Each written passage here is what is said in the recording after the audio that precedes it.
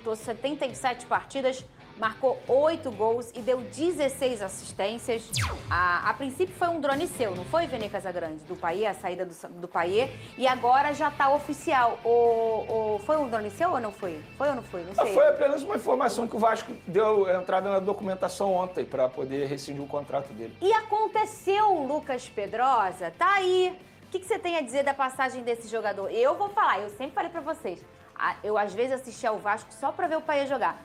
Que belo jogador, mas o custo-benefício para a realidade financeira do Vasco às vezes não vai bem, hein, Pedrosa? Foi uma história que começou muito bonita, tá? Eu acho que em 2023 o Payet foi extremamente importante para recuperar a autoestima do vascaíno, recuperar também a confiança desses jogadores, também de mais de 6 pontos naquela reta final ali de 2023, onde ele consegue fazer gol contra o Fortaleza, ele faz um gol também muito importante contra o América Mineiro, que faz o Vasco não cair naquele momento, faz também um gol contra o Curitiba, enfim, e além de tudo que ele trouxe dentro de campo, é recuperar realmente a confiança do vascaíno. Então 2023 para o Payet foi ótimo, ele mesmo no primeiro momento dele, na adaptação, ele conseguiu render para o Vasco. Ele começa 2024 muito bem, aí ele começa a sofrer com lesões, e quando ele sofre com lesões, eu acho que até mesmo a cabeça dele perde um pouquinho do foco, porque ele estava muito bem, ele perde 7 quilos no início de 2024, ele está totalmente focado em fazer um grande ano. Aí ele machuca o joelho, se eu não me engano foi um ligamento colateral, aí ele fica 1 mês e meio fora,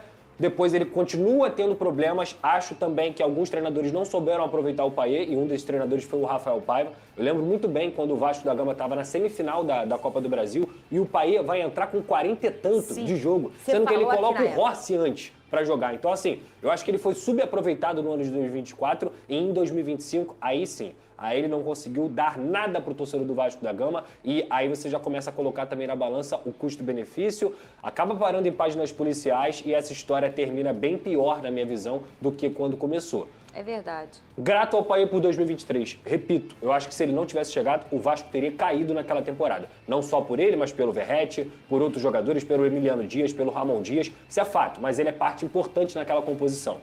Porém, depois, tudo que a gente falou de bom não conseguiu se transformar em campo, então ele, na minha visão, não vai fazer tanta falta. Foi bom enquanto durou, e durou pouco tempo. Era legal ver o Payet jogar, era espetacular ver a forma como ele, tecnicamente, era um jogador de futebol. Mas no final das contas, o Vasco, na situação financeira que está, não tinha condições de seguir com o Payet. Alivia quanto aí na folha, hein? 1,5 milhão que ele ganha, mais ou menos. 1,5 milhão. Por isso que eu sempre falei que o custo-benefício não estava valendo a pena para o Vasco da Gama. Mas eu concordo com o Pedrosa, eu acho que o ano de 2023 dele foi muito bom. Eu lembro o gol de falta contra o Fortaleza. Contra o América. Contra o América. O Fortaleza também. foi o de canhota. Verdade. Que ele corta e bate. Foi a noite do Roberto Dinamite, não teve isso? Cara, que ele usava a camisa do Roberto. Agora, e neste ano de 23, ele ganha de Arrascaeta neste programa no 11 contra 11. Ele tava jogando Não, eu fui voto vencido, pra ficar claro. Ele começa muito bem em 2023. Mas ele é bom jogador, Agora, gente. eu acho que 2025, isso não é informação, é apenas uma impressão de uma pessoa que estava acompanhando o caso. Eu acho que o problema extracampo, envolvendo páginas policiais, prejudicou demais o desempenho do Payet. Porque é difícil você exercer de uma maneira que você pode exercer da melhor maneira possível, tendo um problema como esse fora das 4 linhas, e eu falo mesmo do Bruno Henrique, por exemplo. Eu acho que a queda de produção do Bruno Henrique no Flamengo é muito por conta de fatores extracampo. No caso do Payet, eu tenho a mesma impressão. Mas é isso, fim de um ciclo. Eu acho que o torcedor vascaíno tem que agradecer pelo que o Payet tentou apresentar e pelo que ele apresentou, pelo que ele foi importante, mas chegou ao fim, o revoar. Ô, Lucas Pedrosa, vai fazer o que com esse 1,5 milhão? Um churrasco? Não, vai ter que contratar. Tem que contratar, tem que realocar esse dinheiro aí em jogadores que possam chegar saudáveis.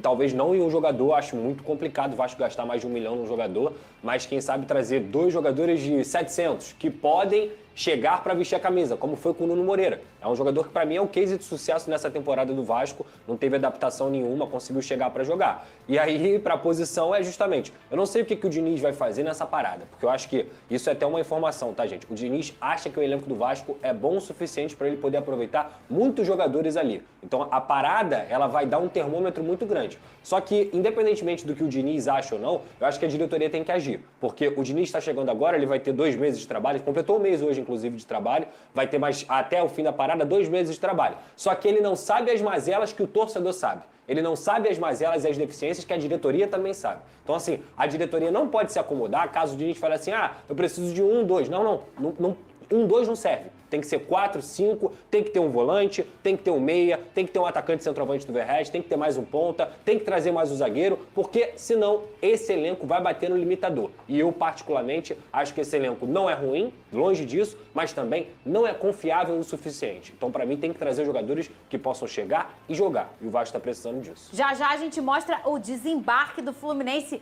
Ô, Cris, você foi lá, Cris? Estavam bonitos de terno. Você comprou aquele terno, Cris, do Fluminense? Comprei, estamos rumo ao bi. Tá parcelado em 12 vezes. Que bio! O bi Pra do ser bi Mundial. tem que ganhar Qual um, foi o cara. outro ano que você ganhou, ô, Cris? 1952, 2025. Muito bem, Cris, é isso aí. Já a gente vai mostrar o desembarque, o embarque, na verdade, né? O embarque do Fluminense foi para os Estados Unidos, vai primeiro lá para cima, né? Vai primeiro para Nova Jersey. Já a gente mostra. Olha só, põe na tela aí que eu amo demais. Tem uma coisa que o Carioca... E o Vasco da Gama anunciou de forma oficial a rescisão com Payet. Dimitri Payet está de saída do Vasco e livre no mercado. Vamos ler para vocês a nota oficial gerada pelo Vasco da Gama anunciando essa saída. O Vasco comunica que de forma amigável chegou a um acordo para o encerramento antecipado do vínculo com o meia Dimitri Payet. O clube agradece ao atleta pelo profissionalismo, dedicação e respeito demonstrados ao longo de sua passagem por São Januário e deseja sucesso nos seus próximos desafios. Pelo Vasco, Payet disputou 77 partidas, marcou 8 gols e contribuiu com 16 assistências.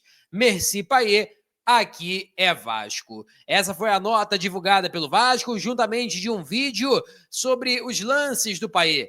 E até o Lucas Pedrosa ele falou sobre a situação envolvendo o Payet, um jogador que foi importante há 2 anos, ano passado mais ou menos, teve lesões, esse ano muito menos. O Payet não foi legal em 2025 e saiu da equipe do Vasco. Agora está livre no mercado, pode assinar com qualquer equipe, se não for até a aposentadoria, porque eu não descarto também a possibilidade de Payet se aposentar oficialmente, pendurar as chuteiras, porque a idade dele já é um pouquinho avançada, ele tem ali 38 anos de idade, quase 40, então o Payet também, a parte física vai pesando bastante, e eu não descarto que o Payet realmente esteja se aposentando do futebol. Não tem nenhuma fonte que confirme isso, mas, né, obviamente, a gente vê que em campo ele não está conseguindo responder, então existe essa possibilidade. O Vene até falou ontem que o Vasco tinha iniciado na CBF o processo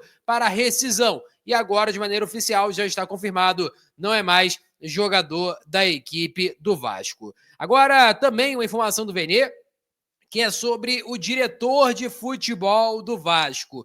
Quem vai ser o novo diretor de futebol? Teve o nome do Eduardo Freeland, teve também o nome do Bruno Spindel, né, que é do Flamengo, e tem vários nomes aí circulando, mas um deles ganhou muita força nos últimos dias, que é o dirigente europeu, o dirigente português, que se chama Mário Branco. A informação do Vene é a seguinte, em busca do novo diretor para o Vasco, Carlos Amodeu, atual CEO do Vasco, se reuniu com o português Mário Branco e apresentou o projeto do clube carioca. A conversa foi considerada positiva, mas sem acerto até o momento.